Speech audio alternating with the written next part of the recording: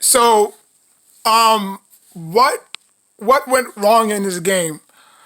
Um, I mean, I'm not gonna do no finger pointing because I mean, to come from one game to be off and then to come back. I mean, it's just one of those games. Just a little bit tiring. You know what I'm saying? You finish blowing out, not blowing out, but you finish sweeping the Heat. You had one day to prepare. You had one day to prepare for Brooklyn. Um, they played to their strengths. That's the only logical explanation for the Bucks. The Bucks got suckered in. They didn't play to their strengths. They didn't play to what got them there. To what got them here. They tried to outscore the Nets, and that's something you can't do. Now, obviously, there was missing James Harden, but still, you saw the effort, you saw the intensity, you saw the energy. Something that the Nets lacked that we bashed on heavily about the Nets. Oh, they don't play no defense. Oh, they don't do this. They don't do right. Like the little things. And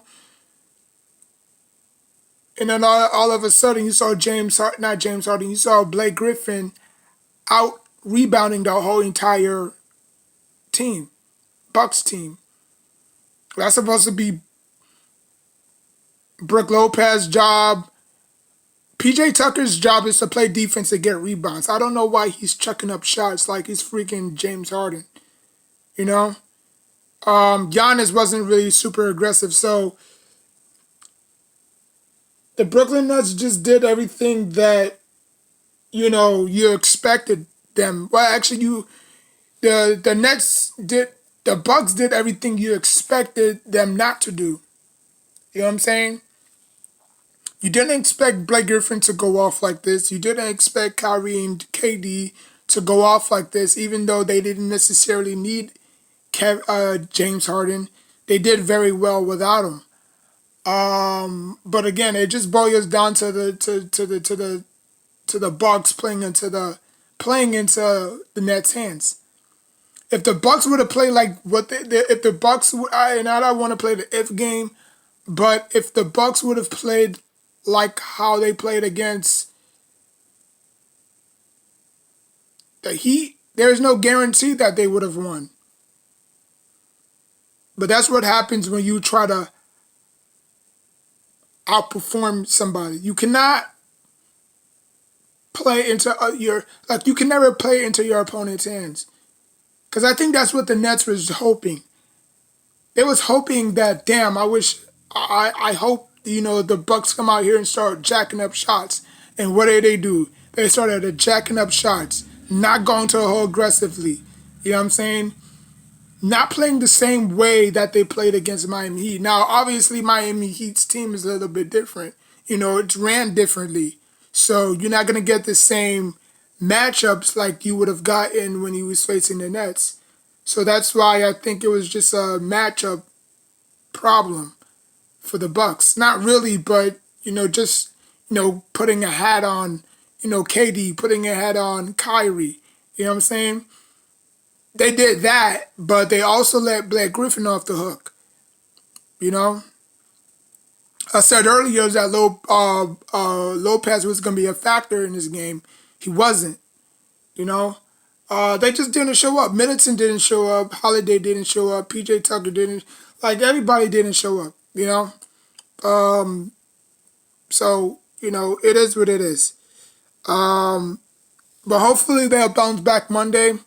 They look at film, see what they did wrong, correct them, come back Monday, and tie the season up to the 1-1.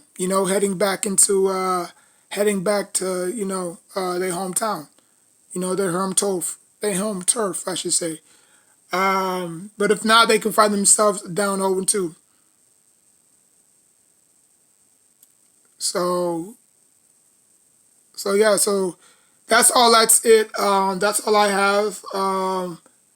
You're going to get mixed reactions from other people. Other people might say, well, the Bucks choked this game. They were up like 14-5 in the first quarter. There was like no reason for them to, ease off the gas. You know what I'm saying? They took their foot off the gas pedal. There's no way that you could surrender that many points.